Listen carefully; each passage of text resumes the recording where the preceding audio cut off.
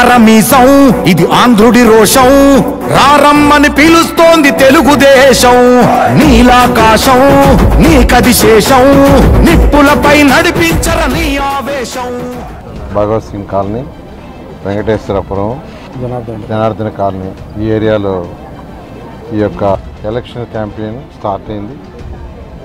ప్రజల స్పందన ఎక్కడ చూసిన అనూహ్యంగా ఉంది. ఎందుకంటే ఈ 54, 53 డివిజన్లు, ఈ 2 డివిజన్లు 54 పక్కన 53 ఉంటుంది. ఈ 2 డివిజన్లు ఆ రోజు 2014 నుంచి 19 దాకా చేసిన డెవలప్మెంట్ అంతా ఇంత కాదు, మీకు అందరికీ తెలుసు. అండర్ గ్రౌండ్ డ్రైనేజ్ చేస్తుంది ఇక్కడ.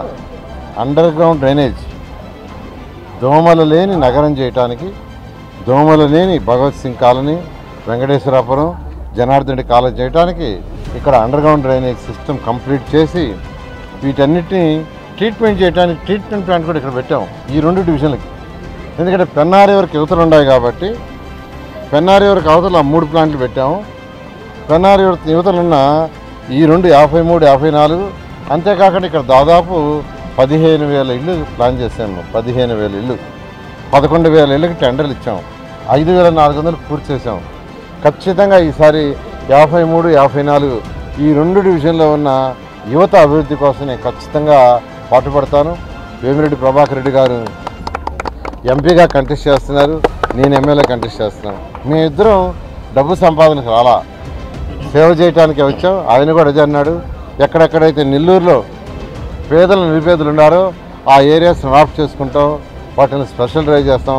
సెంట్రల్ గవర్నమెంట్ నుంచి కొన్ని ఫండ్స్ తీసుకొస్తాం, రాష్ట్రం నుంచి కొన్ని ఫండ్స్ తీసుకొస్తే ఆ యువత ఎవరైతే యువత ఉన్నారో చిన్న చిన్న పనులు చేసుకుంటున్నారో చదువుకొని ఉన్నారో వాళ్ళందరికీ స్కిల్ డెవలప్మెంట్ చేసి వాళ్ళందరూ ముందుకు తీసుకుపోవటమే మా ఇద్దరి యొక్క లక్ష్యం.